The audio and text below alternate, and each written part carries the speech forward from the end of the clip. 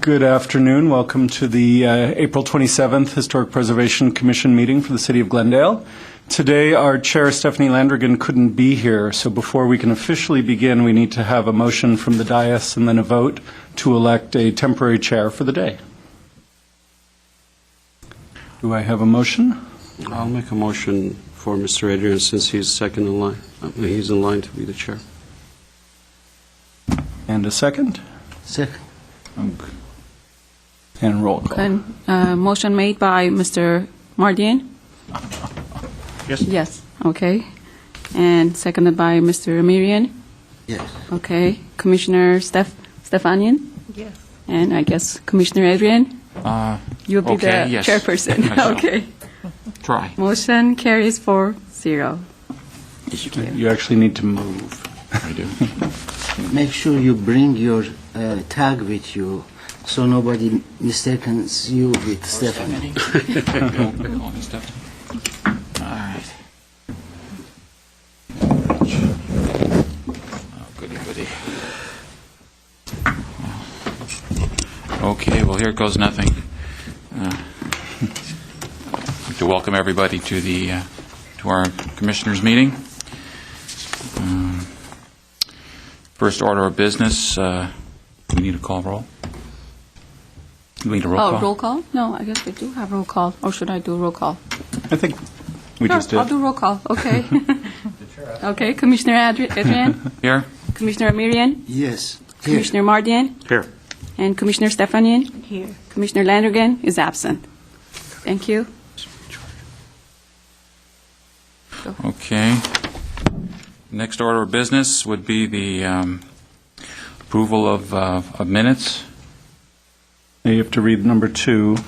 The agenda was posted. Yes, report regarding posting of agenda. The agenda for this meeting was posted on or before Tuesday, April the 21st, 2009, on the bulletin board outside of City Hall.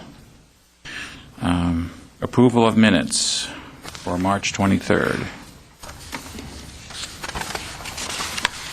Have a motion to approve? I'll make Do we have a motion to approve? We have a the minutes? motion for approval of the minutes. I'll make a motion to approve the minutes of the 23rd.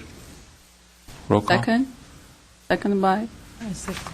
You seconded? Have a second? Okay, thank you.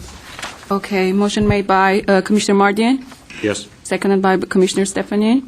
Yes. Okay, and Commissioner Amirian? I would abstain. I was absent at that meeting. Okay, and Chairperson Adrian? I was also absent, so I would have to abstain. Do we have a motion?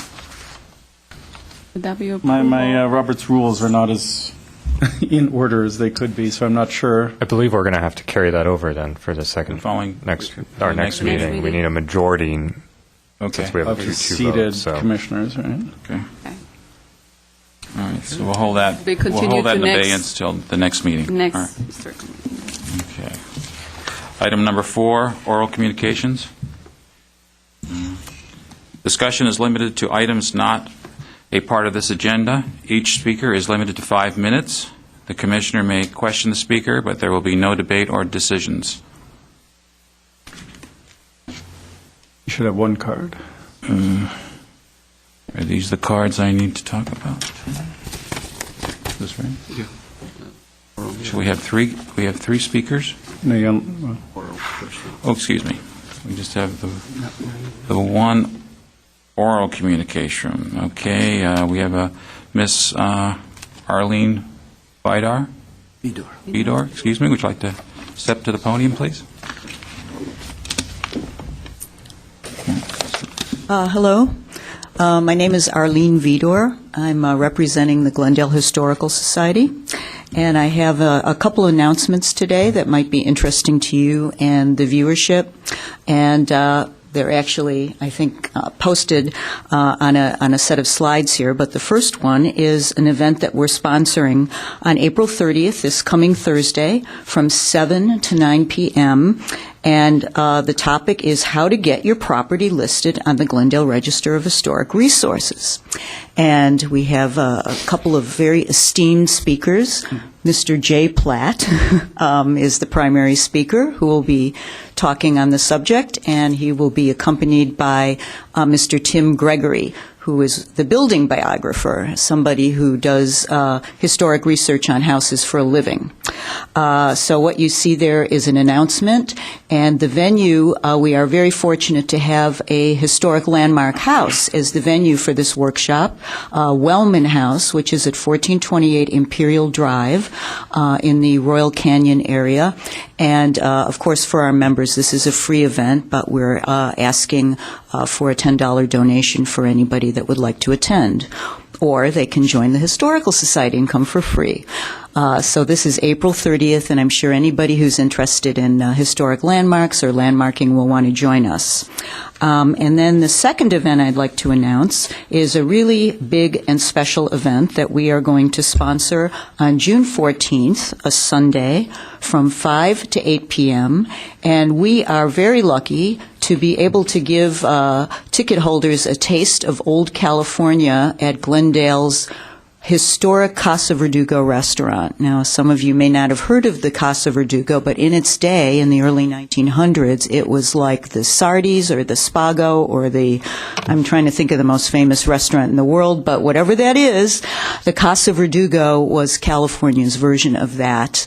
And the building itself, the Casa Verdugo restaurant, still exists, and on this slide you can see on the left a depiction of the restaurant in a historic postcard from the early 1900s, and on the right is a picture that was taken about a month ago of the Casa Verdugo, which is now a private residence, and the owner is going to open it up to us, and we're going to have a fantastic historic dinner there that will be prepared by Mr. Charles Perry, who is a very renowned food historian and also former food critic of the LA Times. He's now freelancing for the Times. He's going to make the dinner, and it's going to be a replication of the historic Casa Verdugo menu. We'll also have entertainment. We're working on that. And, of course, wine. And here are some, there is a lot of documentation in the historic records about the Casa Verdugo and hundreds of postcards that were produced of the restaurant, photos and painted images. And these are 4 photographs, historic photographs of the restaurant. The first one showing, the first 2 on the left side showing 2 of the indoor rooms, and the second column showing the patio and the back veranda area, which were also used for dining. And people would come from everywhere, from all over California, and when they came from other states, they would be told about the Casa Verdugo, and they would make an arrangement to get out to Glendale to come to this restaurant. So it really was big in its day. And culinary historians know all about it. And for one night only, on June 14th, it will be open. So you can buy your tickets at Glendale's Historical Society's website, glendalehistorical.org. And we hope that you'll all join us and that everybody who's listening will join us as well. So that's it. 2 exciting events coming up. Great. Thank you. Actually, 3. 3. How about the garden tour? Well, that's not a Historical Society-sponsored event. I thought it was. But I'll mention it since you mentioned it. On May 3rd, the Glendale Adventist Medical Center is sponsoring a garden tour, and I think you can go to their website and buy tickets for that garden tour. So, sorry, I don't have all the details, but that is a repeat of last year's event, and this year it's sponsored by the Glendale Adventist Medical Center. Thank you. Thank you, Arlene. Okay, Appreciate it. you're welcome.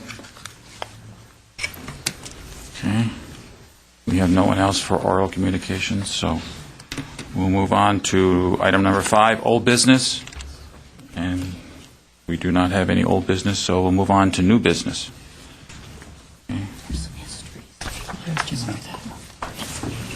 Okay. New business. For new business, today we have, for me at least, a record-setting number of Glendale Register nominations to be heard in one day. We have 3 nominations. We're starting out with a house that's actually in the Royal Boulevard Historic District, 1455 Royal Boulevard. And here's a little map to get you acquainted with an area I don't think you need to get acquainted with. And the dot represents where we are on Royal Boulevard, just up from Imperial Drive, and where Moreno hits Royal. And you can see here the map of contributing structures in the historic district. Red, obviously, as contributing structures. It would be possible for a non-contributing structure to be part of an individual Glendale Register nomination, but highly unlikely. I don't even know how that would happen. But obviously, we have a contributing structure today that we're looking at.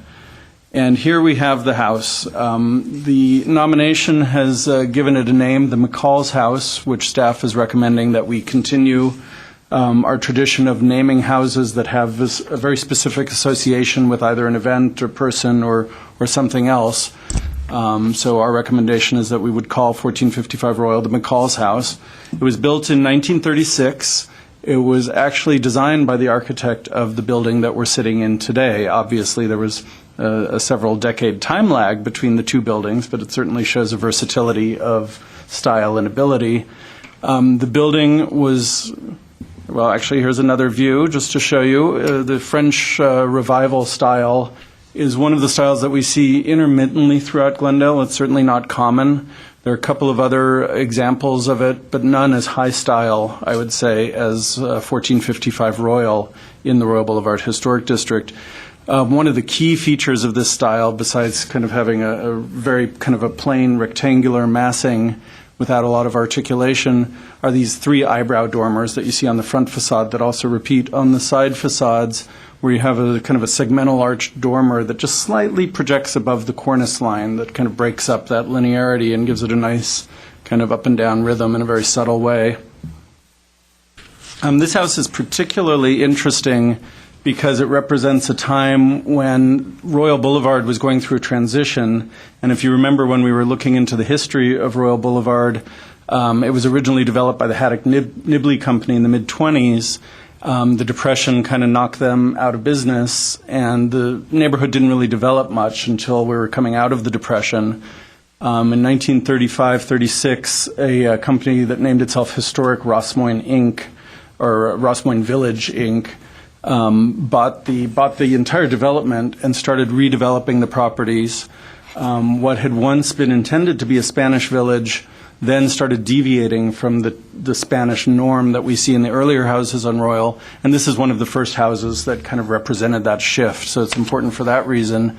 It's also important because McCall's Magazine was trying to encourage home ownership and new development after the Depression, and they had it's not really a contest, but they had a Home of the Month feature, and this house was one of those Homes of the Month for September 1936.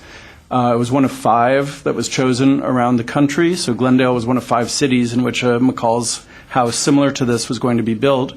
And what's interesting here is you can see in this rendering, which was by the Texas firm of Moore and Lloyd, who I don't think we know much about, but they designed these houses for the competition. When you see the house that was built, we can see first the wonderful shot that we've seen before with the baby palm trees showing the house probably not long after it was built. So we see some of its features from the side. But interestingly, and I'll flip back, if you look at this house, there are basically 2 bays. There are 2 dormer windows, the front door below one of them, and then another window at the ground floor below the right-hand dormer. And the tall window in the center is a stairwell window. When we look at the house as it was featured in the Rosmoyne Village Inc. Promotional materials with the lady standing in front of it, we see that there's an additional bay to the right. So Merrill Baird took the basic design that Moore and Lloyd had laid out and kind of made it a slightly larger house while still respecting pretty much the layout and the style that they had developed. And when we look at the house today at lower right, we see that it has pretty much kept its essential character-defining features. One notable addition is this metal canopy at the front door that the applicant believes was installed in the 1940s. It certainly looks like a somewhat early addition, and I would argue that it's taken on some significance in its own right. It's certainly a very handsome accompaniment to the house. The original had 2 long shutters, just kind of fixed decorative shutters that flanked the door, and then you can also see the same kind of pair of shutters over at that center window on the right. All of the shutters have been removed, and the metal canopy was added, but overall, the front facade and pretty much the entire house retains its original character. All of its original wood windows are intact. There have been a few alterations to the house, and as part of the Mills Act contract that the applicant has requested entering into with the city, some of these features are proposed for restoration. So we're excited to see the potential for the Mills Act to really bring a house back closer to some of its original style.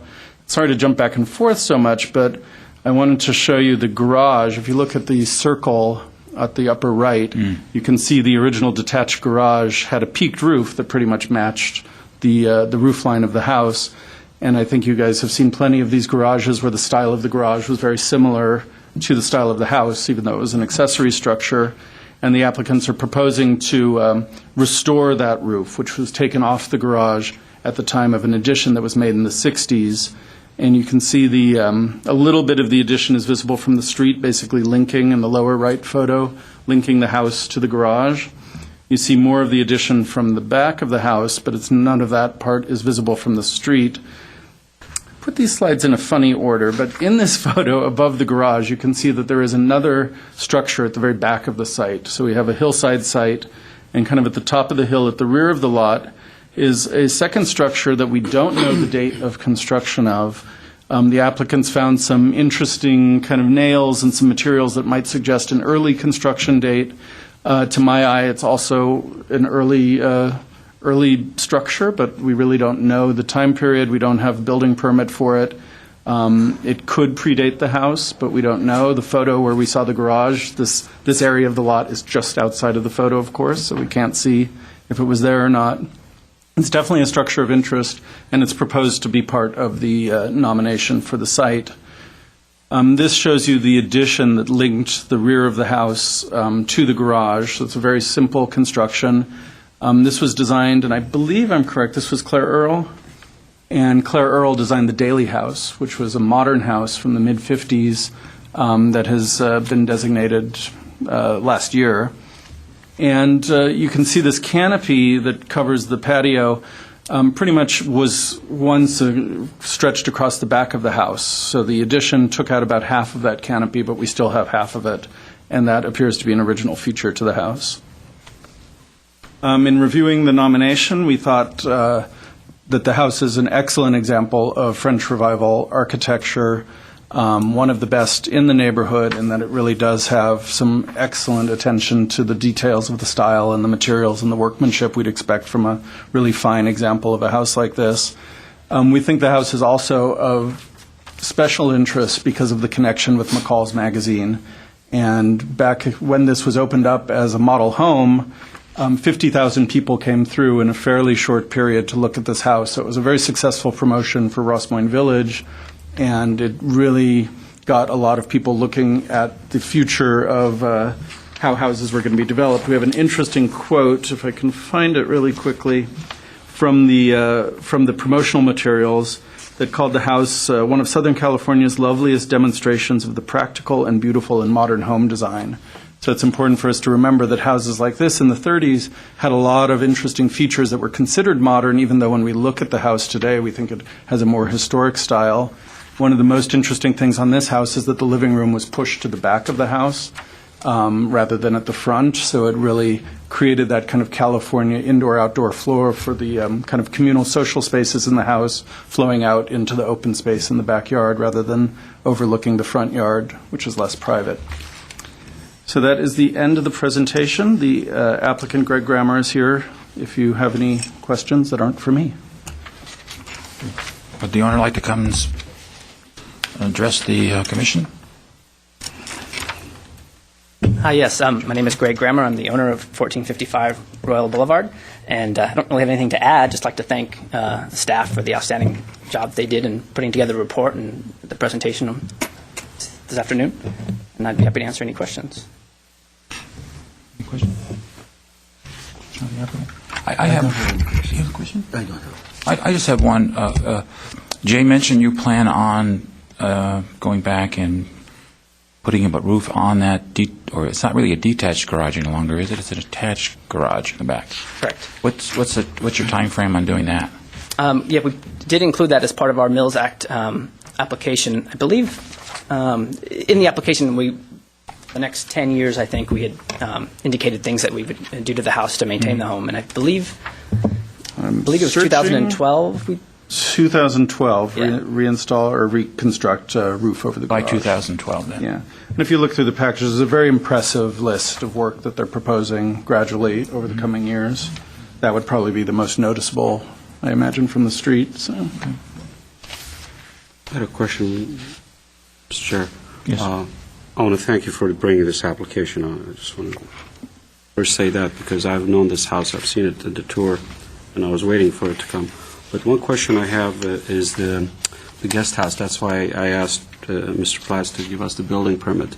So to your understanding, there's no building permits on this guest house? There is a record of a building permit in 1939, which appeared to have been to do some modification to an existing structure. And the reason again, this is sort of anecdotal evidence, but when we were doing some remodeling earlier, or last year, to the guest house, the frame was made with square nails, and the construction of the chimney and the fireplace from some of the contractors that we had come out thought it looked much older than 1920s or 1930s, certainly. So, again, it's just anecdotal evidence. It could have just been something built in the 30s to replicate something that looked a little bit older, but we just thought it was sort of interesting that it had square nails were used, and the construction of the fireplace and the chimney was a little bit older than, again, the 30s. But, again, yeah, there is a building permit for 1939 for what looked to be some renovation to an existing structure. The other reason I'm asking, because, I don't know how legally, when we designate a house that doesn't have if it's illegal, what happens then? I'm just throwing it to staff. I don't know how we deal with Without permit, it. you mean? If they don't have Without permits. permit. But there's no records of it. And where we could work with the building department to see if there were any issues, first of all. And I don't know that we permit entire structures after the fact. I'm not sure if Alan knows. I think we would have to look into that and get an answer on this, because there's certainly some structures in the city, like the two Adobes, that never had a building permit yet, or Right. National Register eligible buildings. So, I want to ask... This isn't quite as ancient, but Yeah. If I may, another question, Mr. Chair. Now, if he goes and gets a permit obviously he has to get a permit to do this roof again, correct? Now, is there any zoning issues with that? Because now that the garage is attached.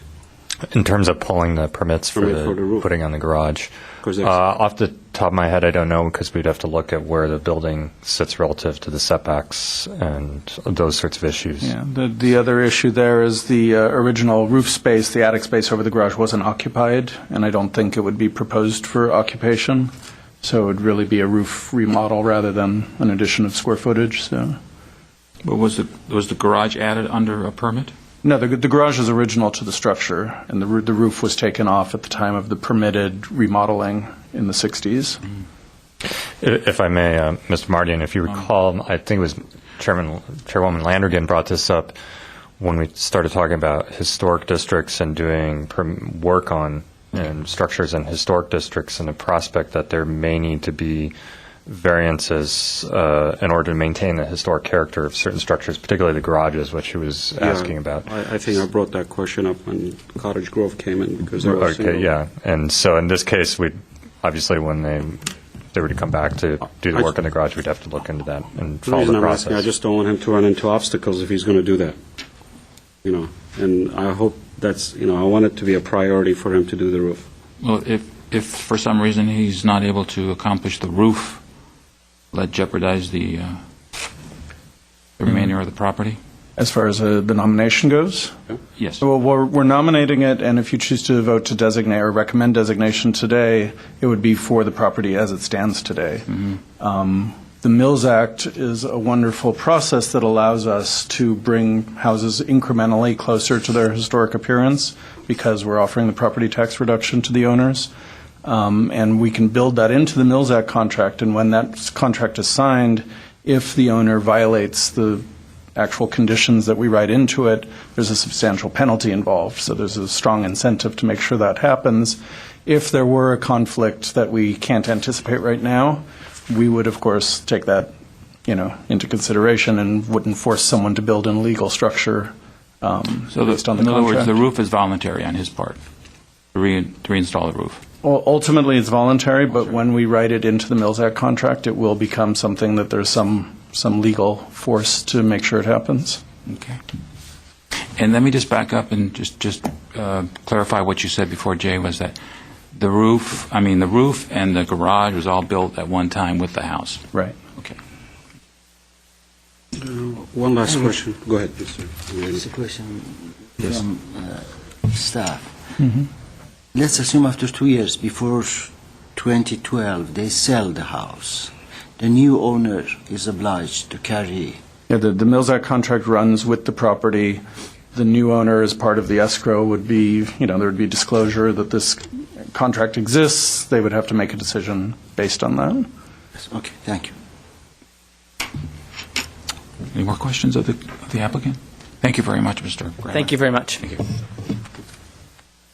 Truly a beautiful home, truly. Do we have any other speakers in the audience who wish to comment on this item? Okay, so we're going to close the public hearing. I'm going to close the public hearing, and we're going to discuss it amongst ourselves now. Okay, I like to go first, and I'll be very short. As long as you like. That's good. Actually, my sister-in-law lives a little bit further, and my wife and I, we go that street, Royal, quite often. The minute we get to that house, my wife consistently at the same spot said, "Oh, I love that house." It's just a rhythmic thing happens to us. I think the house is just wonderful. I visited the house on Saturday. I didn't go in because there was an earlier tour that I went, and I remembered everything. But I looked from outside. It is as beautiful as I have seen it when we went for the tour. It was about a year ago, or half a year ago, sometimes like that. So, and I agree with the staff's report, and the owner's material is complete. So, when time comes, I would like to vote for the commission to send it to. Well, when time comes, I will move on. Yeah. That's all I have to say. Thank you, Commissioner Marion. Anyone else? Comments? I have a comment. We've run into this before about the garage doors. Mm-hmm. I'll discuss that in a commission comments a little further. Does the applicant, last case we had them paint the garage door or part of it. Is that garage door? I'll be showing you later today. Okay. How does the applicant feel about painting that door?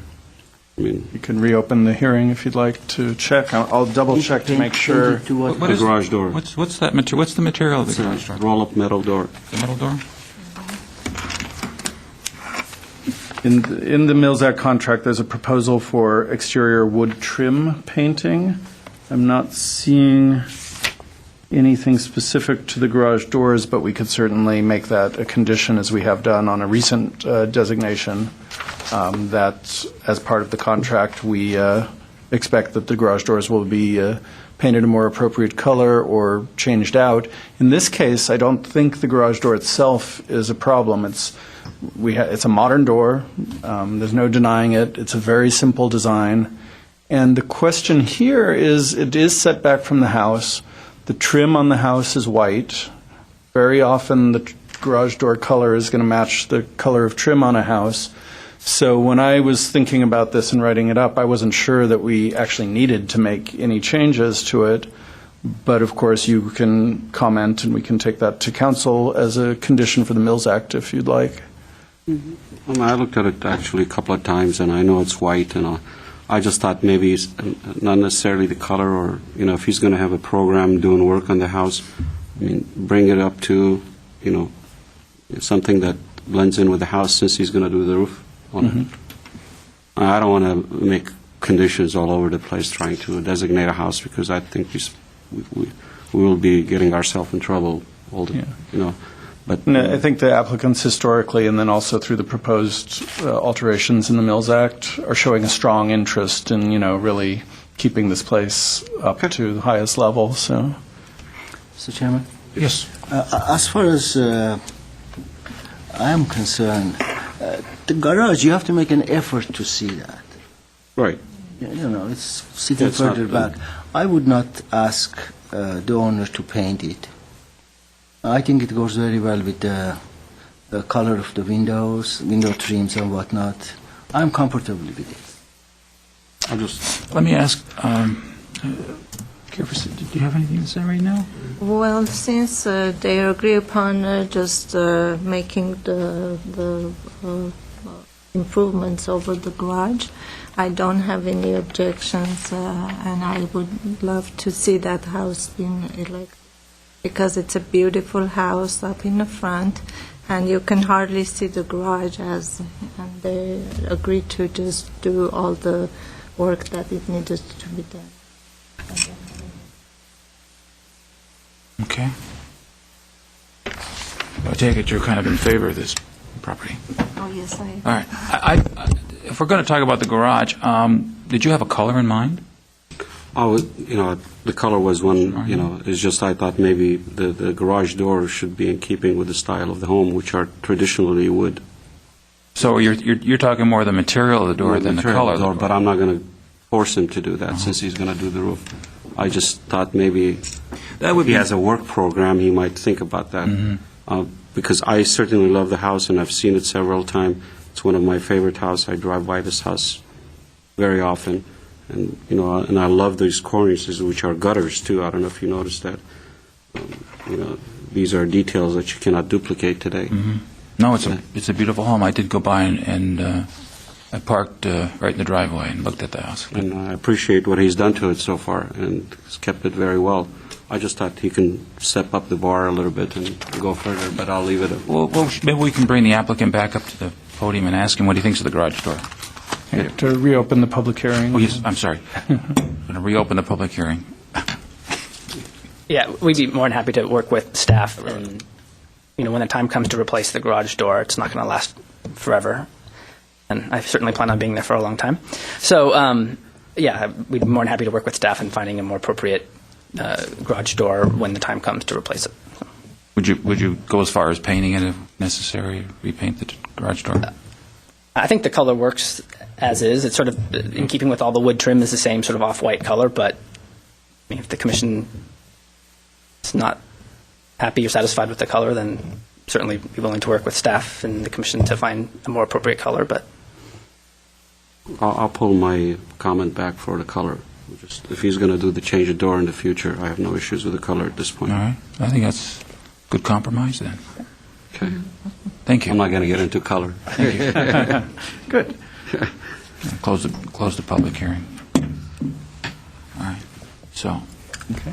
And a vote. do I hear a motion? I move to, then I'm going to read. Motion for approval and I move that the Historic Preservation Commission recommend to the City Council that the property at 1455 Royal Boulevard be a designated historic resource in Glendale Register of Historic Resources based on the findings identified in the staff determination. And also, the Historic Preservation recommend that the City Council authorize the city manager to enter into a Mills Act contract with the property owners for the property tax savings. I'll second that motion. Okay, this will be a roll call. Motion made by Commissioner Amirian. Yes. Okay, seconded by Commissioner Mardian Yes. and Commissioner Stefanian Yes. and Chairman Adrian. yes. Motion carries 4-0. Thank you. Congratulations.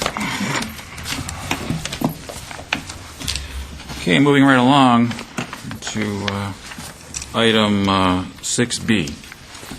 Jay, you have a presentation for us? Yes, we do. Here is a property at 1535 North Pacific Avenue that's been nominated for the Register and also an application for the Mills Act. You can see it's kind of toward the northern end of Pacific. Specifically, it's just on the block north of Kenneth. And it's a very interesting house. When I first saw it, I couldn't say that I'd seen a house of this style before. ultimately, subsequently I found a very similar house, but there are just the two that I've seen in Glendale. And I'll tell you a little bit about my going back and forth with the style terminology. I think you may have gotten a sense of that from the staff report. But the property was built in 1923. We don't know who the architect was, but the builder was James L. Murphy. And the house is basically a rectangular block, a two-story block, that then has a one-story addition, or not an addition, a one-story projection forward from the main block of the house. The projection serves multiple purposes. It's a two-bay open porch. It serves as a porte cochere for the driveway leading toward the detached garage in the rear, at the rear of the property. And then you can also see over on the left side in the bottom right-hand photograph, there's actually an occupied room. Part of the living room extends into this one-story portion of the building, expanding that space toward the street. And then to add to its utility, on the second floor you have a very large terrace. So the entire upper part of the front porch structure is open and usable, and there are two French doors at the upper part of the house at the second floor that allow access to that terrace. Looking at the features of the house, it has certain aspects that remind us of kind of arts and crafts, craftsman architecture, especially these windows with the muntin pattern that I would call the classic craftsman style muntin pattern. You have these plaster brackets that are holding up or appear to be holding up the eaves and the roof, which is something you see more with a Mediterranean revival style. You don't see brackets like that on a craftsman, but you do have roof brackets. And then you also have kind of the horizontality of the house, the shallow-hipped roof, the long cornice line, and then these deep eaves with the covered soffits, the plaster soffits. That's something that you see on prairie-style houses in the Midwest. And when the nomination originally came in, it was calling the house a prairie-style house. In my experience in Southern California, the prairie style is exceedingly rare as a pure version of itself, as a pure version of what you'd see in the Midwest, especially the Frank Lloyd Wright influenced prairie houses. So when I'm looking at this, I'm seeing it more as an eclectic kind of assemblage of a bit of this and a bit of that, and we get a house that ultimately comes out looking wonderful and quite unique. Sometimes we focus too much on style, so I don't want to go on about it anymore. But I'll be interested if you guys have any thoughts or comments on that. Here are some pictures of the details. Those craftsman windows down at the lower floor on the porch, or in the right-hand photo. The original front door is still in place. And here are some shots of the back of the house. And so just as at the front we have a terrace, and there's this kind of intermixing of indoor and outdoor that's kind of a classic feature of the California styles. There's a terrace at the rear of the house that you can see on the left-hand photo. There's a very tiny sliver of it that starts popping out from the side and then leads to a small terrace that's above the doorway that has the awning that you see in the second photo. So it's a fairly simple kind of arrangement of volumes. Pretty much everything that you see is original. The windows, I believe, are entirely original around the house, which we don't see all that often. And one of the interesting things that the applicant and Tim Gregory, the building researcher, found was that the house was bought originally by a couple, Albert and Cora Marple. And Albert Marple was a local reporter who worked for all of the Glendale News, the Evening Press, the News Press once they merged. So he had some kind of local connection through that. But then when I did a little digging, I found out that he'd also written for the Craftsman magazine, which was first published in the early 1900s by Gustav Stickley, and it was kind of the Bible of the entire arts and crafts movement in America. So it kind of just was interesting to me that someone who earlier in his career as a writer had showed a strong interest in this kind of style of architecture ended up living in a house like this for some period. We couldn't develop enough information about him to say that he's truly a significant figure in Glendale's history enough to make this house meet criterion C, but certainly another part of the story that's really interesting for us to learn about. Here you see the detached garage that actually has a wood door. It's not the original door, but it is made of wood. And it's set back, you can see in the left-hand picture, quite far from the front of the house. Plus there's the porte cochere that really limits its visibility. but it appears to be in pretty much original condition except for that door. The interesting thing, I mentioned that I'd seen two houses like this. After I visited this house for the first time, I was driving on Ardevine, actually, and this house shares the same address, 1535 Ardevine, and it's built by the same builder, James Murphy. So the house that's nominated today, the building permit came out, I think, 2 or 3 months before the building permit for this house. But with the exception of, the shape of the arches, the doorway of this house has side lights. They're very similar, but this is a really interesting cautionary tale for anyone who's considering stuccoing their house.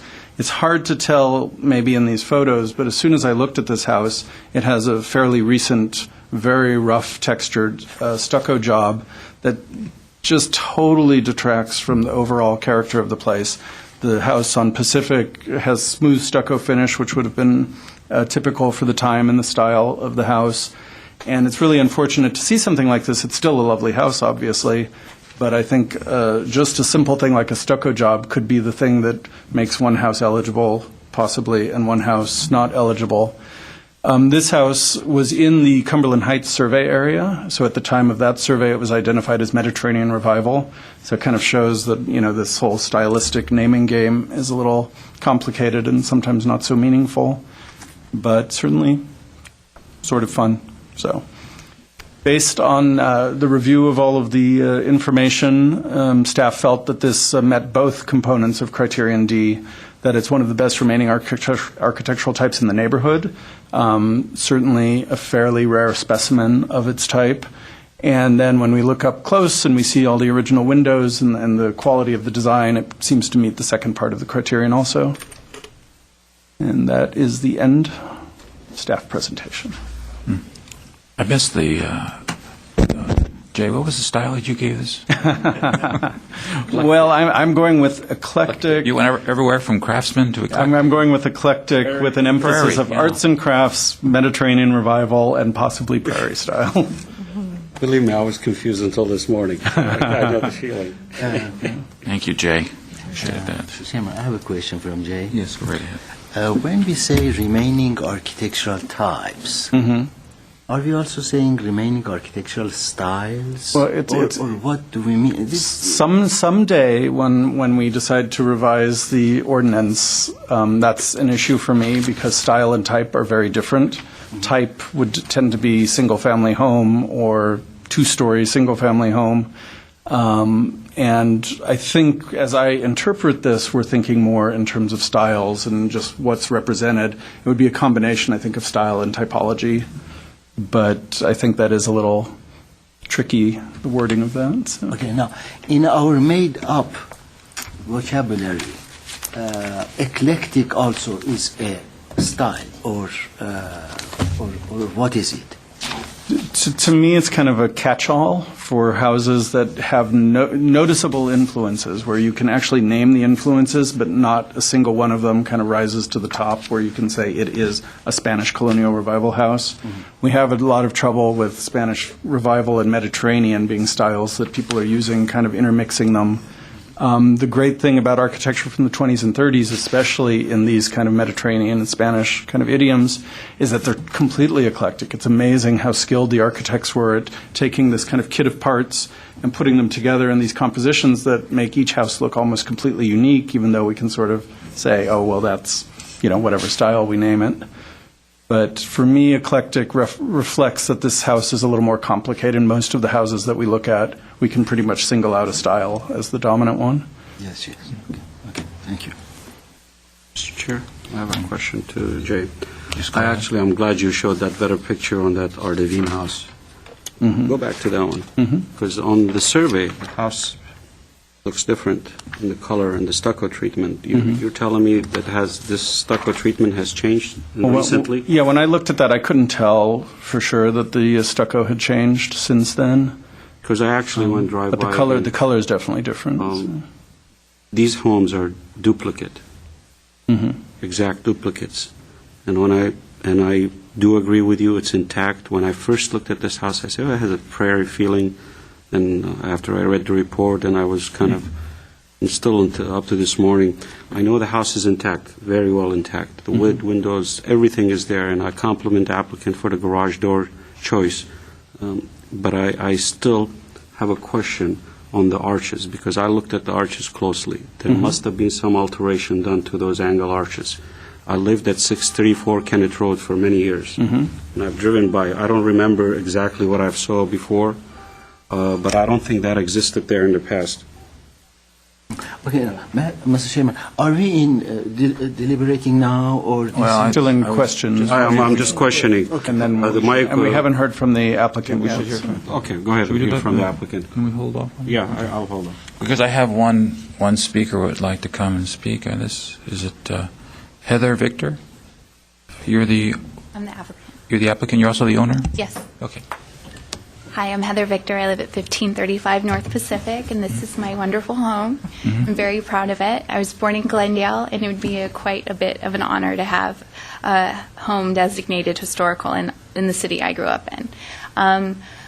I don't have much to add. Jay and his staff did such a wonderful job researching my home. I'm just proud to be here. And if you have any questions, I'd love to answer them if I could. Would you like to ask a question? No, I have no question. I was going to ask staff my question, but No mean, question. I don't have You have any no question. questions? Thank you. Thank you. I'm going to close the public hearing, and now we're going to deliberate.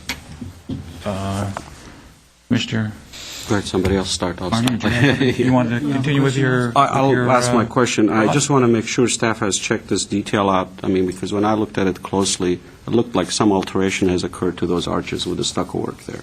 Yeah, and I didn't notice any obvious scars. I could certainly go back and look at it more closely. I don't think any of these photos. Do you see the areas that you've noticed visible? You have a little eyebrow there. But, this house, when I looked at it, it's unique. And to me, yes, it has a Mediterranean appearance. I just want to make sure that, we come up with the right designation for this, if it's eclectic. But yet again, eclectic is not on our design guidelines. And that's true. The other style, prairie style, isn't either. Yeah. But we have, arts and crafts. The prairie style came out of the arts and crafts movement, so there are a lot of very direct links to it. And the Mediterranean Revival was also working with a lot of the same kind of concepts. I'd hate for us to get too hung up on style names, and maybe I did too much in the report as I was kind of wrangling with how the applicants filed the nomination. But it did seem that this one warranted some special thought because it's a little more complicated than most of the ones that we see. But I think anything that would be named, and this isn't in a historic district, so the guidelines wouldn't apply, so it would give us some freedom if the applicants come forward with a work proposal for us to think it through based on the precedent of the styles that we kind of identified as being part of it. My last question, with the house that you show us Ardevine versus this one, which one do you think is a better example? Well, the house that's being nominated is apparently there's been more care taken in its upkeep. The stucco job, whenever that happened, really dramatically, I think, takes away from the character of a house that originally would have had a smooth stucco job. It seems like a subtle detail, but when you're up front on the street looking at it, it's a significant difference. Something as simple as a paint job can really make a big difference here, and having the multicolor paint job, which is something we don't regulate ultimately, how people paint their houses, but it certainly enhances the horizontality in certain aspects of the character of this house that kind of go away when you have this monochromatic paint job. Thank you. That's it? That's it. Comments? Any more comments? Do I hear Do you have any comments? Well, passing by Pacific almost every day, I pass by this house, and I like your house a lot because of the style and the color of the stucco and the way you kept the house as it is. I pass by, and every time I just look to my left going up, and I appreciate your house. It's a very unique house, and I really like it to be nominated as a historical house. Ruben, you have time Yes. to say something? Well, I have a habit of reading the material first and seeing the houses next. But this time I reversed the whole process. I saw the house, then I read the material, then I went and I saw the house again. But first time I did not see 1535 Ardevin house because I hadn't read the material. But I saw it today. To tell you the truth, if that house comes to our commission for designation, I would have a lot of difficulty of giving an approval to it or recommending it because of the very, very bad job that they have done with the stucco. Now, having said about that, let me go back to the main issue. Your house, the house on Pacific Avenue, to tell you the truth, when I went there with my grandson. I kept looking at it. I couldn't figure out what style I am looking at it and how do I judge these things. But anyway, little by little, it sank. And I share with Mr. Mardian's concern about the arches. Those kinds of sharp angles for either roofs and whatnot, we often see in Google buildings. Googie style? Or Yeah, yes, and some unusual. But the more I looked at it, this has created an interesting architecture. And if we are going to call this an eclectic piece of work, piece of architecture, I am in peace with it. It just, I just couldn't understand at the beginning, or just, it was a different vocabulary, building vocabulary, but I am in peace with it. Now that I'm comparing with the one that we think is the original one on this one's the first permitted house. Yeah.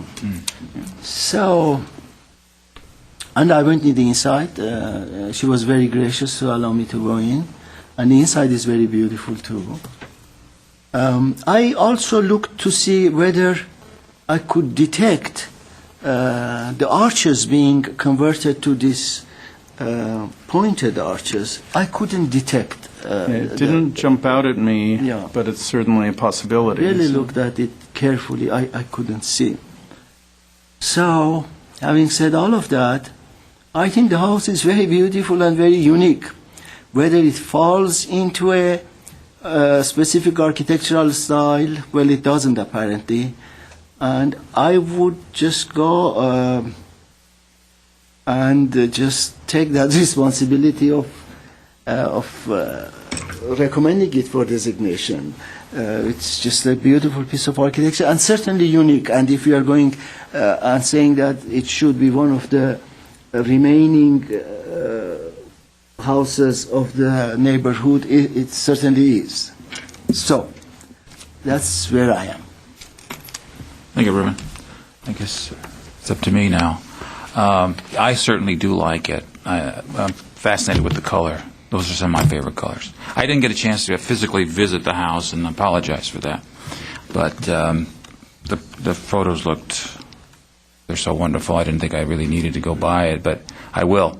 I was puzzled with that, and Commissioner Mardian brought up the fact of the arches. And not only the arches, but I think there's some relief in that wall that may have been, because that's a little different too. There's no in and out with that wall. It's just a smooth surface. That's fine. I think I'd like the eclectic idea, but to me it looks more like an attempt at a prairie-style home. It just came up short, but I'm not going to change that. Jay's interpretation of these things are usually a lot better. The only thing, and I think I'm just going to run it by my colleagues here, is that canvas awning device that's over the window on the left side. And I don't know if, to me, I kind of wish that would go away and something in its place would be used that's more in keeping with the style. I know we're talking about eclectic here, but if you put that in a classification as a craftsman home, I don't know if that's necessarily a dominating feature of even a craftsman home. So I would just say to my colleagues that if that doesn't bother them, then I guess won't bother me. But that's the only thing of the home that I would like to see changed. Other than that, it's beautiful. Okay. May I just say something? Sure. Sure. Just take a look at me. How about now? Well, so much more dapper. Doesn't it I'm look better? going to bring my own my chapeau for you next week. That's very good. It doesn't bother me. I think I All like right. it, actually. All right. I guess that was the answer to that question. Okay. So, do we have any other comments? One last comment. These chimney caps. What are we going to do about these chimney caps? Yeah, where is the chimney cap on this? And this has been an issue We're coming before. up on- This chimney was rebuilt. We're going to be encountering a lot of Yeah, that's chimneys what I'm- over the years that were rebuilt after the various earthquakes. Chimney caps today are very different for safety reasons, fire code and all that, than they were historically. We did have the experience at the house on Edmonton Road in Chevy Chase Canyon where we asked the applicant to paint out the chimney cap. To my eye, that was not incredibly successful. It still looks like a round, modern metal chimney cap. It just had a different color. And through his experience, we learned that it's pretty difficult to get a chimney repair person to come up and give a warranty for something that they're going to do when they're working on something someone else did. The question is, do we have to live with it? Not necessarily, but the solution that we came up with on Edmonton, to me, wasn't incredibly successful, but it didn't look bad either. So We just had them painted. No? yeah, he painted it with a high heat paint. The reason I'm questioning because we're getting it in every application now due to the earthquake in 1990, whatever it was, 94. We experienced a lot of chimney damage, and most of them were rebuilt. Yeah. And I mean, I'll discuss it further in our comments later, but we have to come up with some solution. I'm not going to hold the applicant on this one because really, but I do ask if you could remove that dish from there. Okay. Are you changing? All right. With that, I close my comment. I'm ready to make a motion. All right, go ahead. Are we ready for a motion? Yes, I am ready. I'll make a motion to. I'll read it. Do we have a second? I'll let him read that and then. I'll make a motion to designate this as a local resource to the register on finding is identified in the staff determination, and also does it for the Mills Act. Suggest the Historic Preservation recommend that the City Council authorize the City Manager to enter into Mills Act contract with the property owner for tax savings.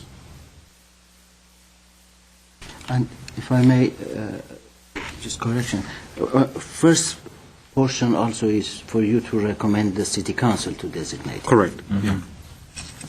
Okay. Second. Okay, now good. This will be a roll call. Commissioner Mardian? Yes. Commissioner Remirian? Yes. Commissioner Stefanian? Yes. And Chairman Adrian? Yes.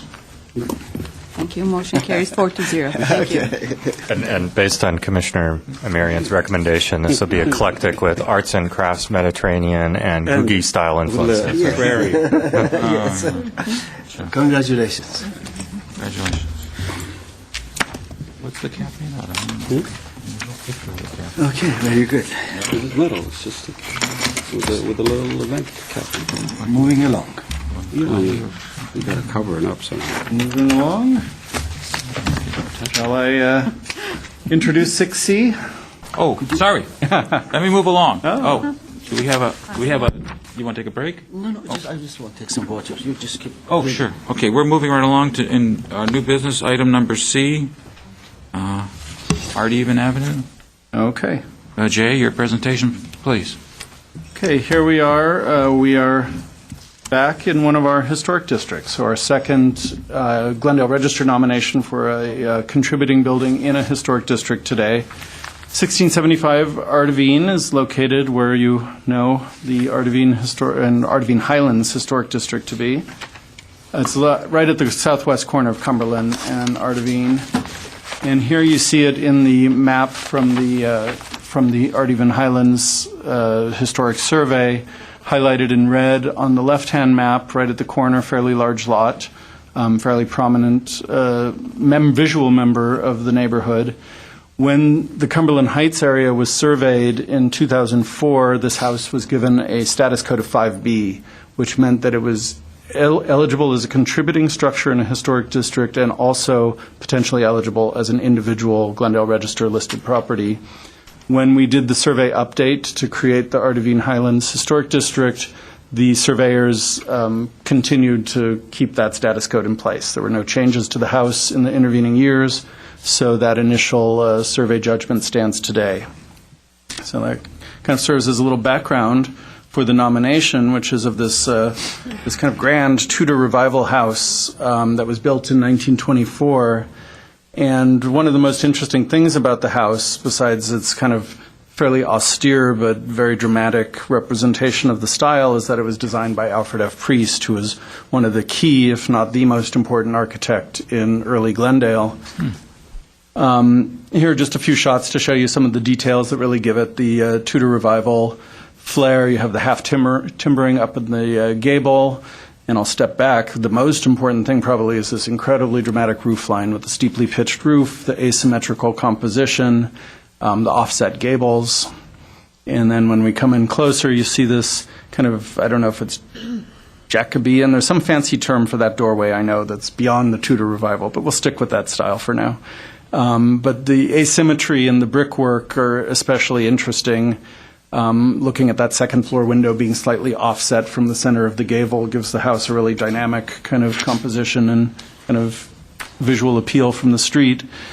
When we come around to the side of the house, because it's a corner lot, there's this massive hedge that does not have a fence inside it, so it's just a hedge. And that pretty much shields the backyard from view. You see these mature trees that dwarf the already super tall composition of the house. I brought in this picture. There's this arch-headed window in the lower right-hand corner. The house is in very original condition throughout. All of the multi-pane wood windows appear to be original. This window is not. There's Tudor houses wouldn't have had a arch-headed window like this. This was for a kitchen remodel that was done. To my mind, it's completely hidden from view from the street, and it's on a side facade. And unless the hedge were to go away someday, I don't expect that this will ever be visible. So to me, it didn't detract from the character of the house. Another interesting feature, and I included a close-up picture of the stucco in your package.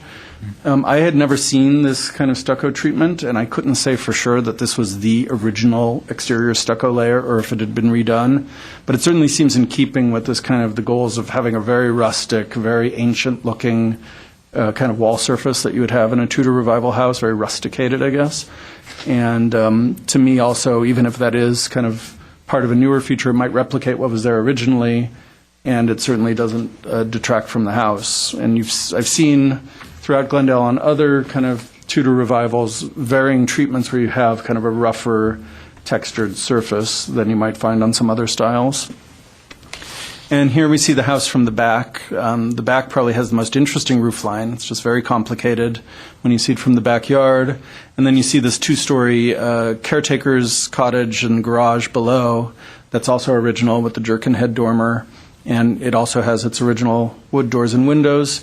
Here's another example of a non-historic garage door.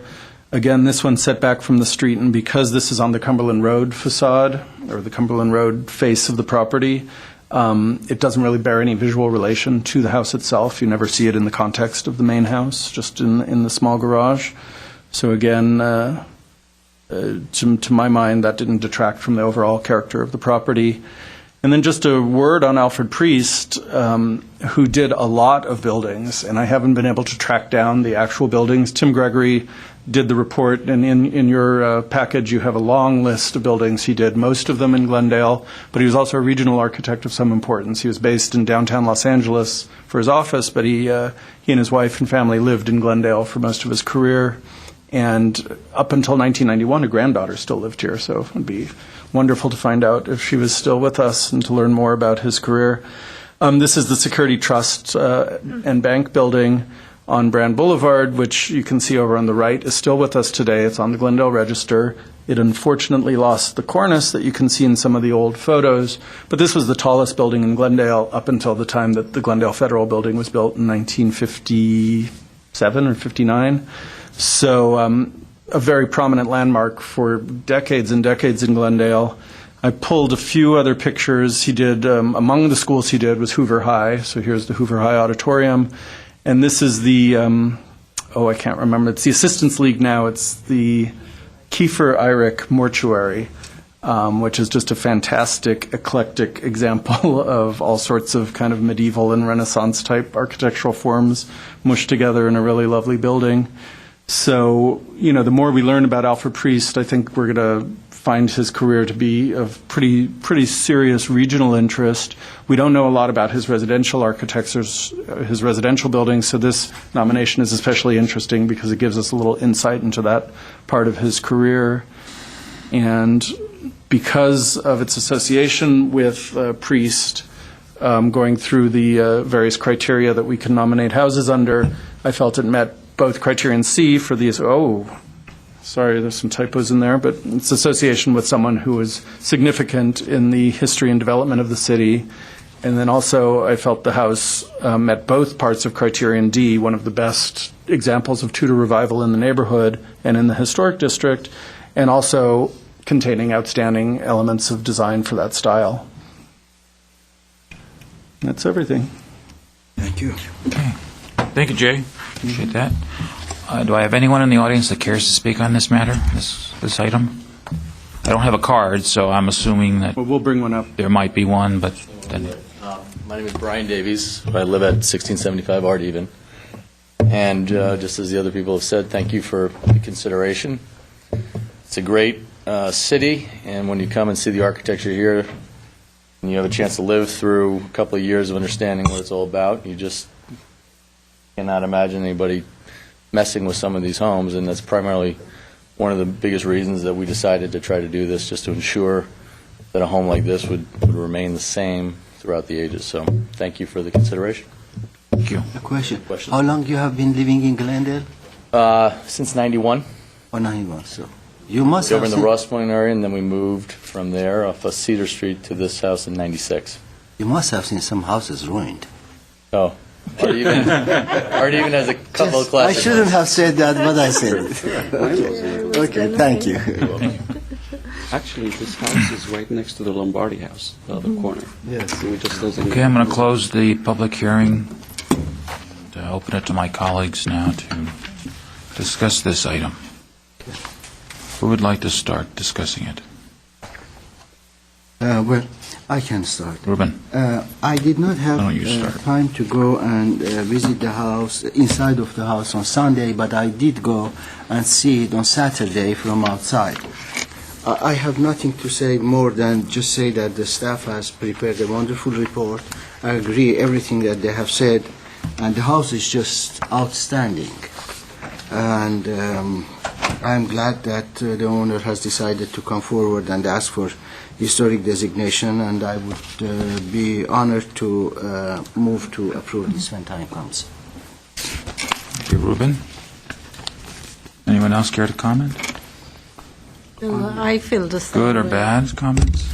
Go ahead. I feel the same way because passing by the street, I've noticed a couple of houses that it's been totally ruined and it doesn't match the neighborhood. And I hate to see that beautiful houses like that to be make some changes through the history. So I would love to vote.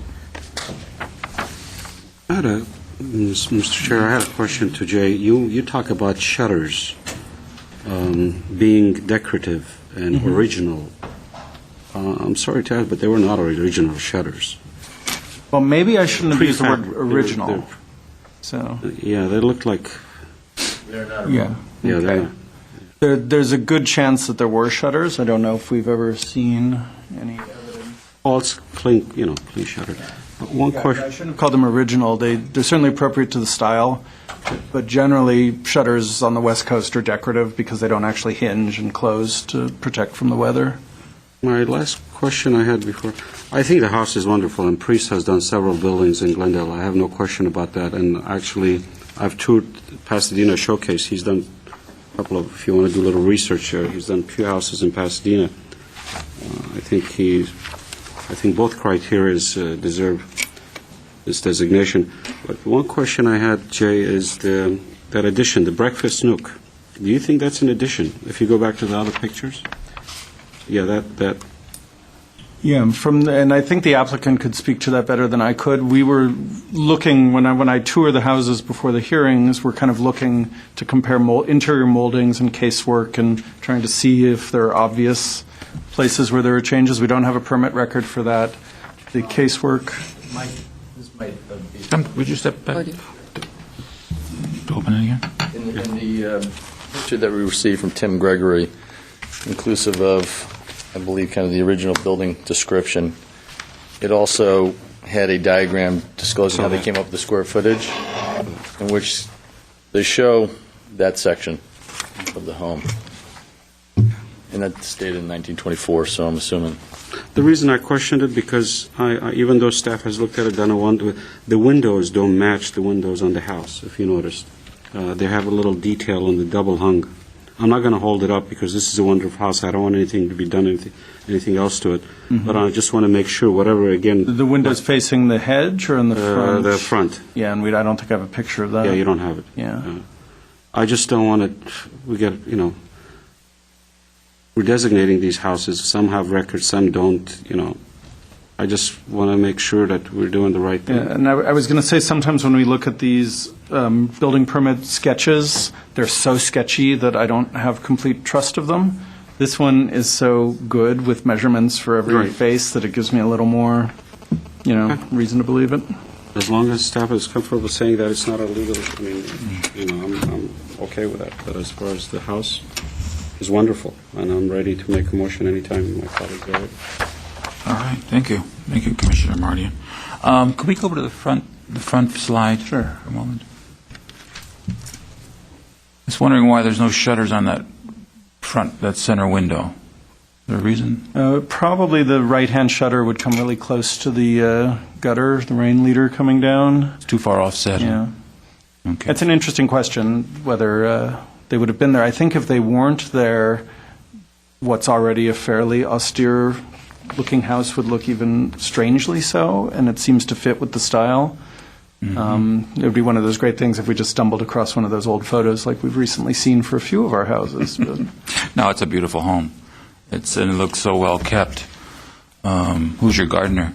It's a beautiful home. I can't find too much to say about it other than of course, we look at the garage, but the garage is in the back, and we're not making too much of a issue about garages and materials and colors any longer. Is that right, Jay? Even though this is sort of a detached you can make feature? an issue of whatever you like. That's why you're up there. I mean, You have the microphone. I have the gavel, too, so I can...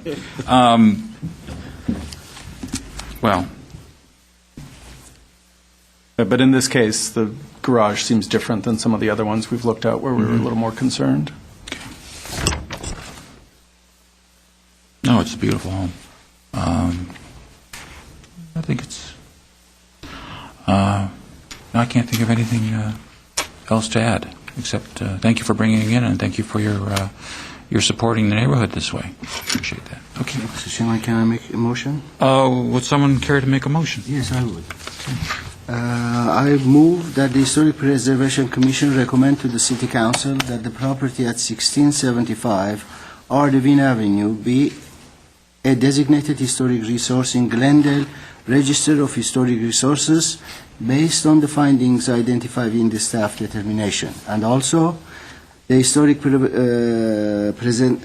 Preservation Commission recommend that the City Council authorize the City Manager to enter into a Mills Act contract with the property owners for the property tax savings. Thank you. Do you have a second? I second. Okay. Commissioner Amirian? Yes. And Commissioner Stefanian? Commissioner Mardian? Yes. And Chairman Edrin? Yes. Thank you. Motion carries 4-0. Thank you. Thank you. That concludes the, all the items for new business. Planning Department updates and informational briefings. We have two very brief updates. Let me jump ahead. We were talking about garage doors. We were talking about what to do with them. You had made a request that the owners of 955 Rosemount work with me and staff to choose a color to repaint their doors. They've actually kind of painted the house and then the doors. This property is going to City Council tomorrow night, so we had approved the change, and we'll be taking this to Council for final decision tomorrow. So I just want to let you see that, when you take white doors like that and paint them in a color like this, it really does There is change. a world of difference. Yeah, there is. It really does make a change. So, and then unless you have any questions about that, I have one other update. Very nice. And the next update is our May hearing will coincide with the Memorial Day weekend. Traditionally, we do not meet on Memorial Day. So we have several June hearings. We could cancel that hearing, and we could either meet in early June and kind of combine the May and June meetings, or we could meet on our normal June date, which would be the 22nd, I think. Found it? Yeah, the 22nd would be the fourth Monday. At this point, we don't have any major issues pending, and you don't also have to make a decision now. We could make a change at a later date, but just so you know. Early June, I can't do it. Okay. Out of country. So we'll stay with the same 22nd till, Yeah, I'll poll you guys to make We- sure that we'll have quorum for the 22nd, but that would be probably the most likely Okay. date to meet. So. And that's everything. okay. Any other comments from the commissioners? Before I close the I have a comment to make. meeting? Yes, Mr. Ramirez. I just wanted to say that the staff reports are wonderful, and I personally like to thank you. Thank you. You and your assistants. Thank you very much. Do I hear a second? Comment, They are if I nice. may, if there's consensus.